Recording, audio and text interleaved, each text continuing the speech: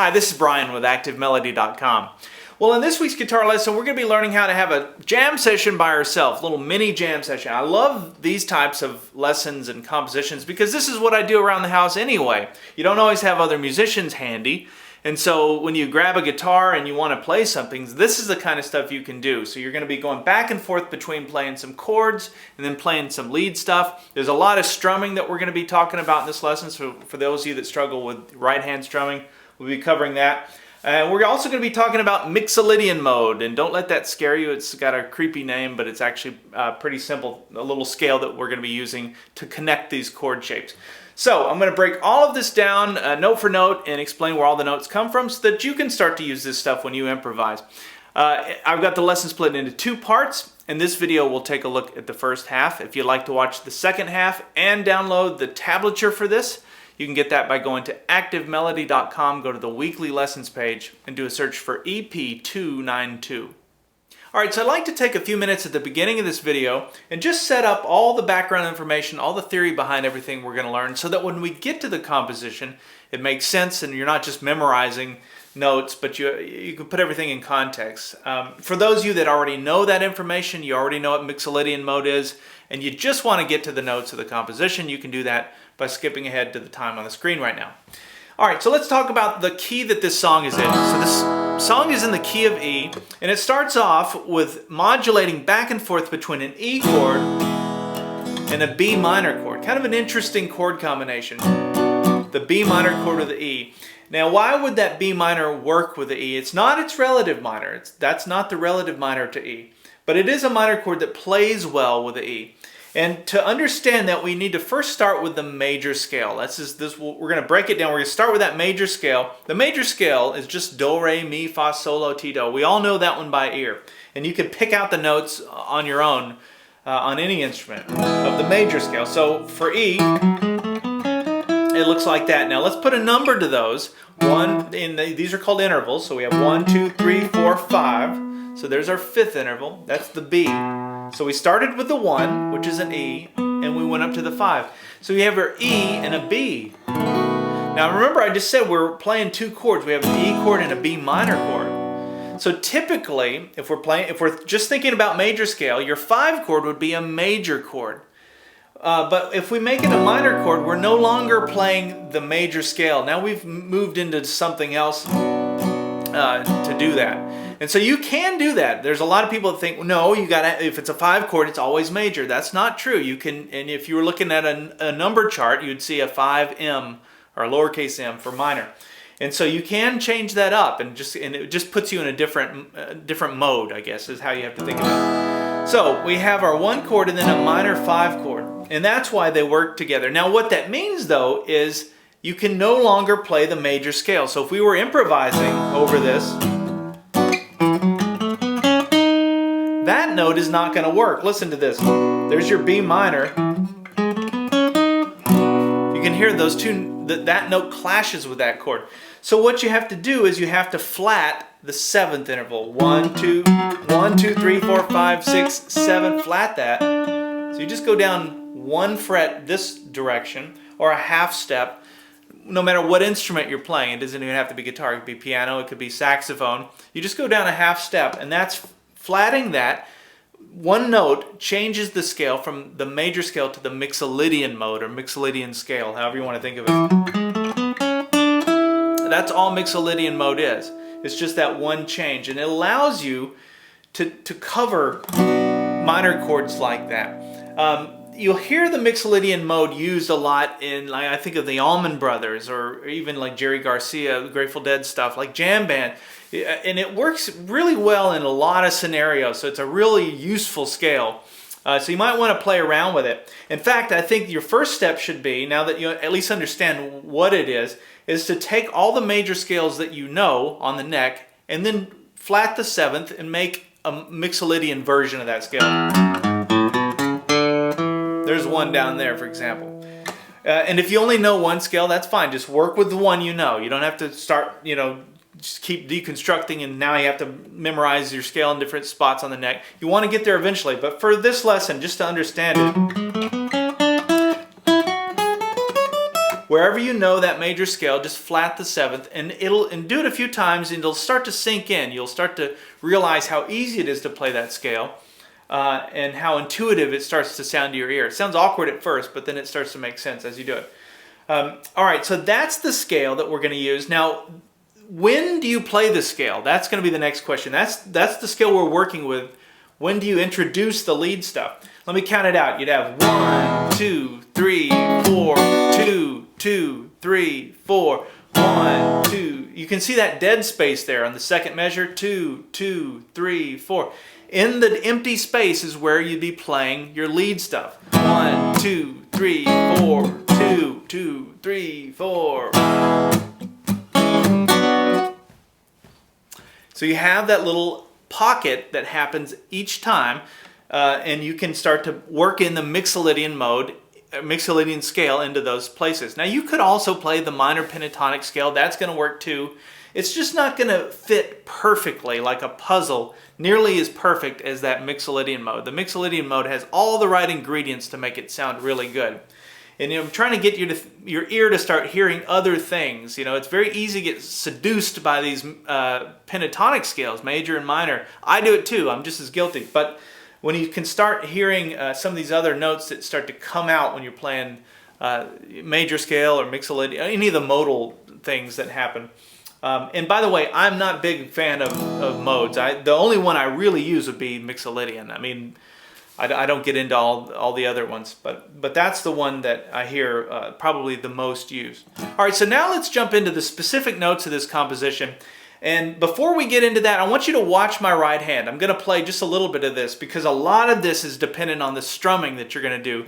But notice how it stays in motion, hitting the notes. Even when I'm not playing, my right hand never breaks the stride that it's in. So just watch.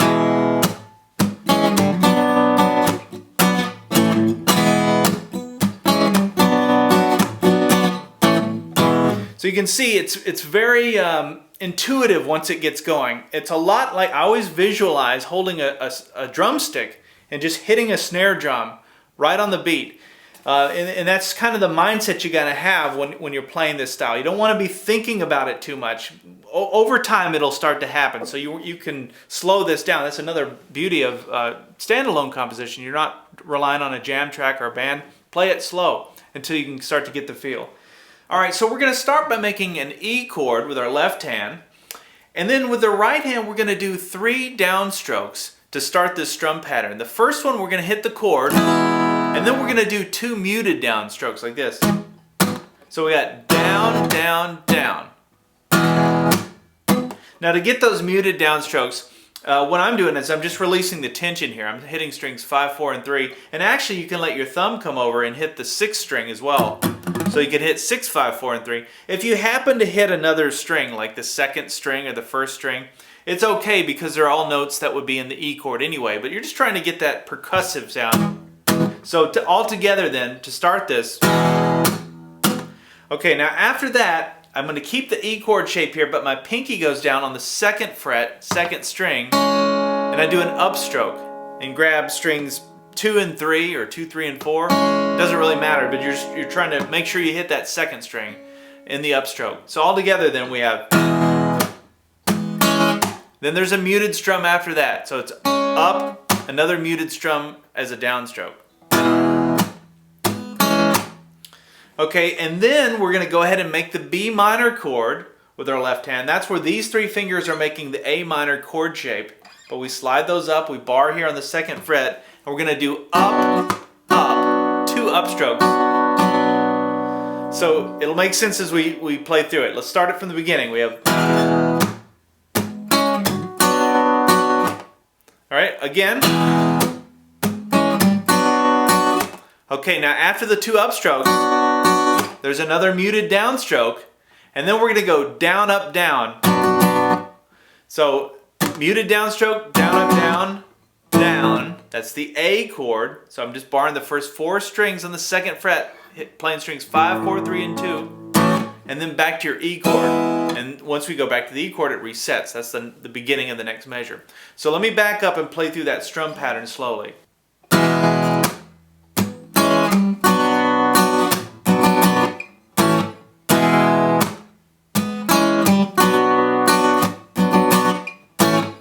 So you can start to feel it. Even at a very slow tempo, you can start to get the groove going. And it's the percussive element of doing that kind of aggressive downstroke, especially on those muted strums. Those are just as important as the notes that are ringing out because they just add to the tempo.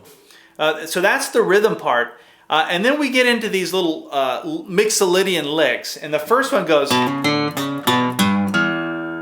really cool. And what I'm doing is I'm playing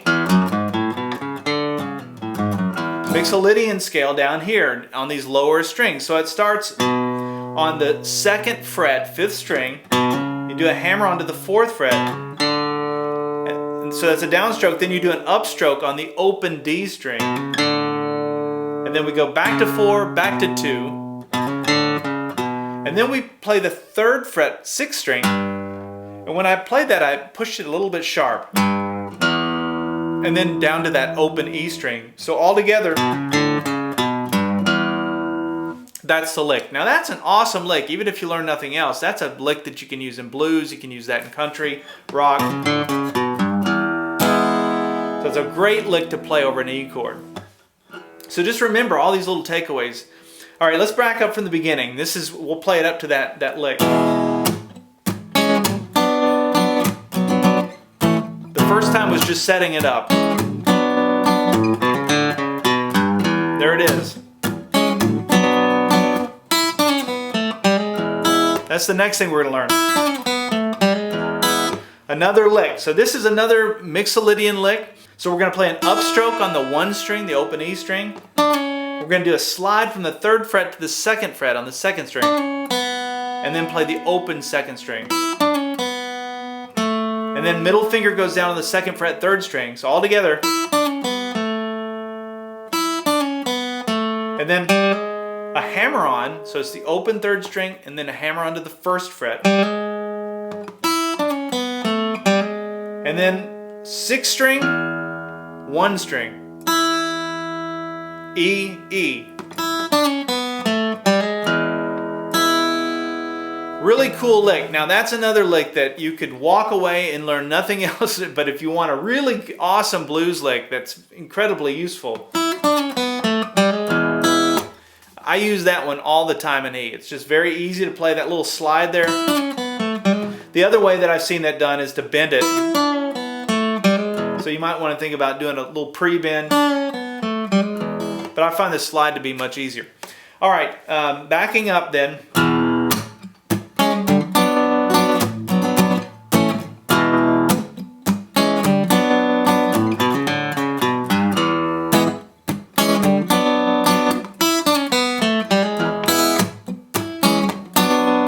Then the next lick goes like this.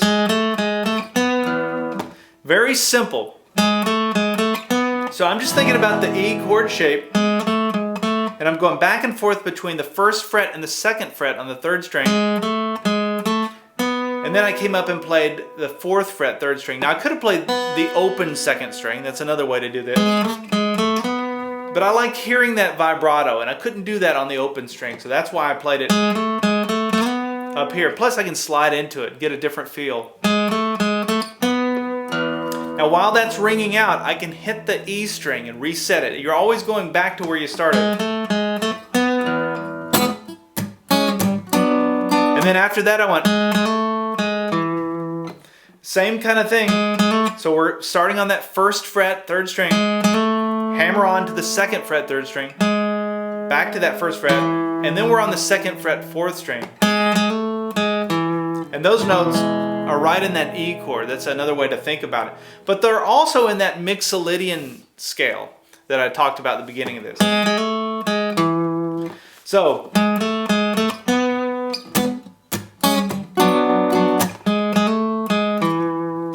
all right, so that's a lot of information already covered. I think I'm going to end this part 1 video here. That's probably a good halfway point.